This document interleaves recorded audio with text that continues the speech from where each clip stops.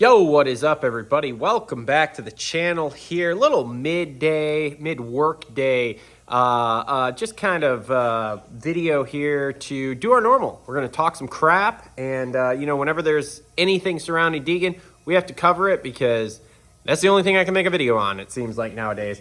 And it's really rough, and I don't know what to do about it. The kid is just a walking media train. So for anybody who doesn't know, all the riders were out in Anaheim this week for the preseason press. I don't know what the heck they call it. Basically, all the riders go in, they shoot all those little intro and outro clips that they do during the races, and then the media outlets get about 20 minutes to sit down with each rider so they can ask them a few questions and kind of talk about how the preseason's going, team changes, that kind of stuff, because some of these guys we've heard from throughout the offseason here with the offseason races, but some of them we haven't heard anything from. So anyway, Deegan was out there and made a comment in the one I listened to that just absolutely blew my mind. So he said that Kitchen actually texted him to ask him what coast he was riding. And he said, "Don't worry, bro. As soon as I know, I'll let you know," because Kitchen actually wants to, here's what we'll call it. He wants to get into that danger zone. He wants to race Haiden. Now, I don't think this is going to be an issue. If you watched our 250 Supercross season preview show, we speculated pretty hard that we think Deegan's going to go west. There's just way too much surrounding A1 West Coast Supercross. Like it's the bigger series as far as 250 Supercross goes for him not to want to be in that kind of limelight, that spotlight.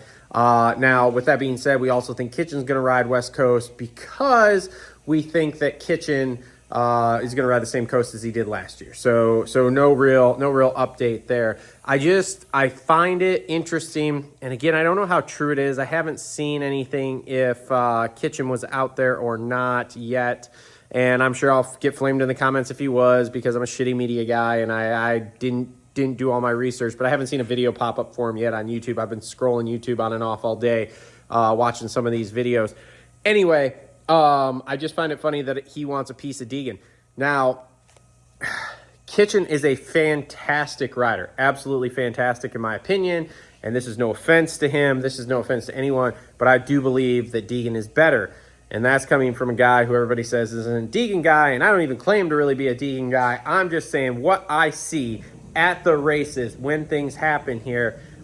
I think Deegan's going to take another step. I think he's going to actually be better than Levi, and I think he was better than Levi last year. Levi runs the struggle, and we've talked about this, and we'll continue to talk about it until he fixes it. Levi runs the struggle that he finishes where he starts. So if he starts in the top three, he can win the race, no problem. He's got the speed, he's got the talent, he can do it. However, if he doesn't get that top three start, if he starts 7th, 8th, 9th, farther back, then he runs into the issue of he can't come through the pack. For some reason, there's like a mental block. He doesn't come through the pack well.